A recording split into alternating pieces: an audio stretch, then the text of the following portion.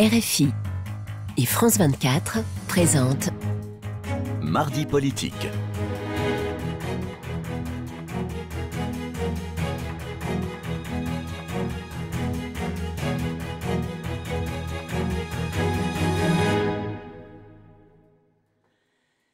C'est l'heure de Mardi politique sur France 24 et RFI. Bonsoir Frédéric Rivière.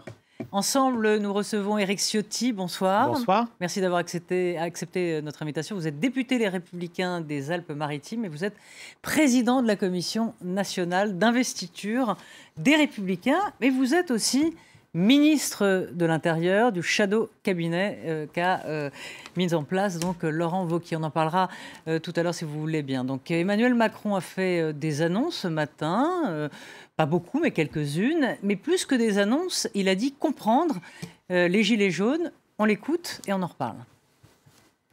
Je veux ici dire que je ne confonds pas ces actes inacceptables avec les manifestations sur lesquelles ils se sont greffés. Je ne confonds pas les casseurs avec des concitoyens qui veulent faire passer un message. J'éprouve de la compréhension pour ces concitoyens, mais je ne céderai rien à ceux qui veulent la destruction et le désordre, car la République, c'est à la fois l'ordre public et la libre expression des opinions. Alors de ce discours, de cette allocution, il y a la forme et le fond. On va rester un instant sur la forme. Est-ce que vous avez le sentiment que Emmanuel Macron a fait preuve de beaucoup plus d'humilité, en quelque sorte, que le ton a changé ? Manifestement, il a essayé de tempérer son arrogance. Y est-il parvenu ? Je n'en suis pas convaincu, parce que le fond a démontré qu'il n'avait absolument pas compris ce qui se passait dans le pays. Ça aurait été quoi de comprendre quand vous dites... Son discours, c'est de comprendre la révolte fiscale qui gagne aujourd'hui des millions de Français qui ne supportent plus le poids des charges, des taxes, des impôts qu'ils subissent depuis de trop nombreuses années. La France a le record du monde aujourd'hui des pays de l'OCDE des prélèvements obligatoires, des taxes et des impôts, 1330 milliards de prélèvements obligatoires par an, c'est gigantesque. Et la réponse adaptée, c'est aller vers une décrue fiscale. C'est à tout le moins le 1er janvier... C'est-à-dire, on supprimait cette taxe sur le diesel. Au 1er janvier, dans quelques semaines, dans quelques jours, maintenant, c'est arrêté cette augmentation. Les Français expriment une colère sur l'augmentation du carburant, mais je dirais que le carburant, c'est un élément qui s'inscrit dans un contexte beaucoup plus global. C'est la hausse de la CSG, c'est la multiplication des taxes qui chaque jour sont annoncées, c'est l'augmentation de l'impôt sur le revenu, 54 milliards d'augmentation d'impôts sous les socialistes.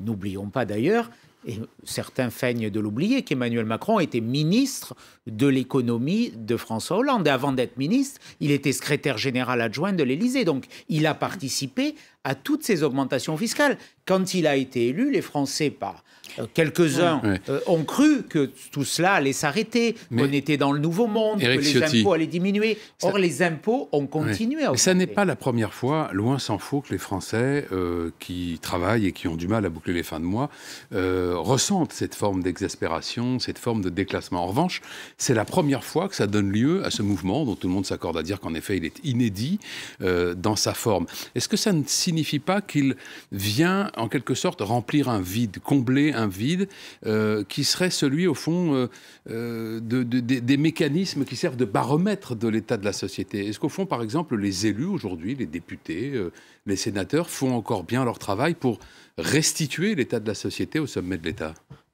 En tout cas, je crois que certains le font. Quand mes collègues républicains du Sénat ont voté vendredi dernier un amendement supprimant l'augmentation de ces taxes, ils entendent la colère du pays. Et j'espère que l'Assemblée nationale confirmera cette décision opportune et légitime du Sénat. Nous entendons la colère et il faut que cette colère soit entendue. Autrement, il y aura une révolte dans le pays. Vous savez, les arbres ne montent pas jusqu'au ciel. Les impôts, aujourd'hui, les Français n'en peuvent plus. Ils le disent, 25% d'augmentation de la CSG pour les retraités. 8 millions de retraités, selon les études, vont perdre du pouvoir d'achat à la fin du quinquennat. On n'est qu'au début de la hausse de la fiscalité. C'est ça qui est une forme de folie, puisqu'on a vu ce qui s'est passé, la colère.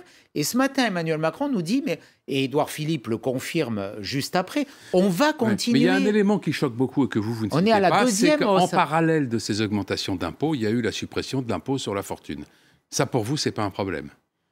Ce ne serait pas un problème si on n'avait pas autant prélevé sur ceux qui sont les plus fragiles, les plus faibles, sur ceux qui constituent ce qu'on appelle ces classes moyennes, qui ont été les cibles des socialistes, et aujourd'hui, les cibles d'Emmanuel Macron. Il faut de la justice dans une politique. On peut entendre, naturellement, et en cohérence, j'ai soutenu la suppression de l'ISF dans le programme de François Fillon ou de Nicolas Sarkozy. L'ISF était un impôt qui nuit à l'efficacité économique de notre pays. Mais on ne peut pas, en même temps, comme ferait Emmanuel Macron, supprimer l'ISF et diminuer les revenus pour des retraités qui gagnent 700 ou 800 euros par mois. Ça, c'est une injustice absolue. C'est ça qui ne va pas. Sur les taxes dont parle Emmanuel Macron aujourd'hui et qui fait déborder le réservoir des Français, la taxe, elle a été votée aussi par vous en 2000, sous la droite. En 2009. D'ailleurs, Emmanuel Macron le rappelle. Elle n'a pas, sous Nicolas Sarkozy, il n'y a pas eu de taxe carbone qui a été mise en œuvre, puisque le Conseil constitutionnel avait rejeté ce principe. Donc, sur la durée du quinquennat, il n'y a pas eu d'augmentation de la fiscalité. En tout cas, cette démarche de jouer sur la fiscalité punitive, elle ne me paraît pas, je le dis, pertinente. Alors, il proposait ce matin donc cette fameuse taxe flottante qui serait en fonction. Si vous avez compris, vous m'expliquez, parce que sincèrement, on va déjà écoutez, elle a été déjà faite, la TIPP, elle a été faite sous Jospin. C'est en fonction. L'enfumage brouillageux. Eh ben, c'est vous qui le dites. On écoute Emmanuel Macron. Ah, le son. Pour nous mettre à l'abri de tels phénomènes. Et donc adapter toute nouvelle hausse de la taxe sur les carburants à l'évolution des marchés internationaux du pétrole. Voilà. Donc, pour vous, c'est de l'enfumage. Est-ce que vous avez compris? J'ai compris qu'en fonction du... Moi, j'ai compris que la hausse allait continuer en janvier. C'est d'ailleurs ce qu'a précisé d'ailleurs Édouard Philippe. Si le prix du baril baisse, et qu'elle pourrait éventuellement, la taxe baissera. Elle pourrait être éventuellement suspendue puis remise. Non, tout ça, c'est pas sérieux. On ne peut pas, le 1er janvier 2019, puis le 1er janvier 2020, puis le 1er janvier 2021, puis encore le 1er janvier 2022... Ce ne sera peut-être pas les 1er janvier, ce sera peut-être au mois d'avril. Puisque c'est la planification qui a été programmée, continuer à augmenter ces taxes. Cela veut dire qu'à la fin du quinquennat, il y aura 800 € de taxes nouvelles pour quelqu'un qui fait un plein de 50 litres par semaine. 800 €, c'est gigantesque. C'est presque l'équivalent d'un SMIC pour quelqu'un qui travaille. Ou pour un retraité, c'est l'équivalent d'une petite retraite. Éric Ciotti, si tout ce que rapportent ces nouvelles taxes est intégralement réinvesti par compensation au service des Français, de déduction fiscale sur les économies d'énergie, etc. Est-ce que du coup, là, le compte, il serait... On pourrait rentrer dans ce raisonnement, mais ce n'est pas le cas. Non, mais enfin, est-ce qu'on ne peut pas donner crédit que cette période de concertation qui va démarrer, qui doit durer 3 mois, est une méthode qui peut-être va consister à essayer de trouver ces mécanismes-là? Aujourd'hui, dans cette trajectoire, on aboutit à 15 milliards de taxes en plus en 2022, par an. 15 milliards de taxes en plus en 2022. C'est gigantesque. Ça veut dire que... et vous savez... Combien sont consacrés à la transition énergétique? 500 millions d'euros. Donc, on voit bien qu'on est, je reprends ce mot, excusez-moi un peu pour sa trivialité, mais on est dans l'enfumage. L'alibi environnemental n'est que la justification pour compenser la baisse de la taxe d'habitation. Nos grands stratèges de Bercy ont eu un raisonnement assez simple.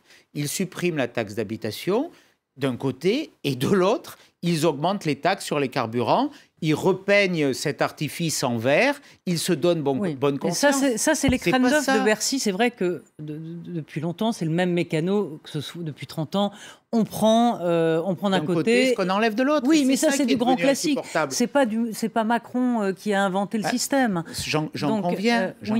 On a sans doute aujourd'hui l'exigence. Moi, j'appartiens à une génération aussi qui veut inverser les choses. J'appartiens à une famille politique qui doit être celle de la baisse de la fiscalité, qui doit être celle de l'inversion de la courbe. Mais qu'est-ce qu'il aurait fallu faire là, en réalité? C'est-à-dire de ne pas faire de taxes sur le diesel, pas de faire de transition écologique, de faire prendre conscience aux gens qui changent leur mode de fonctionnement. Quand il y a des difficultés pour les Français, on ne charge pas la barque. Il y a des problèmes de pouvoir d'achat. Ce qu'il aurait fallu, c'est une politique beaucoup plus globale, beaucoup plus cohérente. Je trouve notamment que la position par rapport au nucléaire, moi je soutiens la filière nucléaire. C'est le général de Gaulle qui l'a créée. Ça a porté à notre pays une richesse et une indépendance énergétique très forte. 70% aujourd'hui de l'électricité en France, 72% très exactement, est produite par l'énergie nucléaire. On y rajoute l'hydroélectricité. Ces deux énergies sont mal vues. Pourtant, ce sont des énergies non carbonées. Pourquoi on fragilise... Parce que le nucléaire, on le sait, aussi est une énergie qui comporte des risques. On l'a vu au Japon, c'était une véritable catastrophe. Gérons ces risques. On nous dit qu'il y a 48 000 morts liés aux émissions de particules. Ces particules, elles sont émises en très grande quantité par les centrales au fioul de Mme Merkel, qui ont été réouvertes parce qu'on a fermé pour des raisons politiques les centrales nucléaires. Mesurons ces risques. Qu'est-ce qui fait le plus de dégâts aujourd'hui concrètement? Travaillons sur la recherche, sur la question de l'élimination des déchets nucléaires. Et ces questions, elles sont posées. On peut aller vers l'innovation, vers la recherche, sur le carburant à hydrogène, sur les nouvelles technologies, les nouvelles sources d'énergie, plutôt que de pénaliser des automobilistes qu'on a incités à acheter des véhicules il y a à peine quelques années, voire un an ou deux, avec des primes. Tout ça est assez ridicule et je trouve que c'est de mauvaise foi. En plus, donc, si je comprends bien, vous dites, d'une part, c'est un prétexte, la transition écologique, pour compenser la taxe d'habitation, et d'autre part, augmenter la fiscalité. Quand bien même ce serait la véritable intention, ce serait mal fait de toute façon. En tout cas, regardons le problème à l'échelle de la planète. Qui pollue le plus? La Chine, les États-Unis. L'Europe, je crois que c'est 10% de la production de gaz à effet de serre. Et au sein de l'Europe, la France est le pays le plus vertueux. Donc on a, notamment grâce au nucléaire, on a déjà fait du travail. Il reste à accomplir cette exigence environnementale. On doit la porter, mais de grâce, ne culpabilisons pas les automobilistes. On dirait que celui qui a une voiture aujourd'hui, c'est un assassin de la planète, alors que de notre côté, on ouvre des centrales au fioul en Allemagne qui polluent 1 million de fois plus qu'un véhicule. Alors, voilà, la réalité, elle est là. Éric Ciotti, je le disais tout à l'heure, vous avez été nommé ministre de l'Intérieur, du Shadow Cabinet de Laurent Wauquiez, sur le modèle anglo-saxon. Vous auriez fait quoi si vous aviez été ministre de l'Intérieur? Est-ce que vous auriez laissé les manifestants aller sur les Champs-Élysées? Et si vous l'étiez, d'autant plus, est-ce que samedi prochain, vous fermeriez les Champs-Élysées? Quelle serait votre attitude? Je trouve qu'il y a une problématique majeure et une gestion du maintien de l'ordre qui a été très politique, voire très politicienne. On a mis un périmètre sanctuarisé autour de l'Élysée, très bien, et on a laissé le champ libre à des casseurs ailleurs, notamment sur les Champs-Élysées, qui est quand même la vitrine internationale. On dit on l'a laissé volontairement, on les aurait laissés casser volontairement. Je le dis. C'est l'argument de Marine Le Pen.